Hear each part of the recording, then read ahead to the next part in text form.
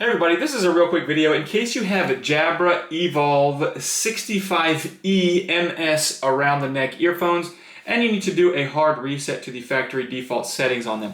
Now you're going to want to do this for one of two reasons. The first one is troubleshooting. If you're having any issues with these earphones not connecting to Bluetooth, or if they keep disconnecting, or if they're not syncing or pairing with your device, a hard reset can fix a lot of these issues. Now you're going to need to set everything up again because it will all be wiped off of the device. And that's the second reason you might want to do this, is if for whatever reason you want to set these headphones up as a new set of earphones with all of the pairing history deleted, this will do that. It's really easy to do.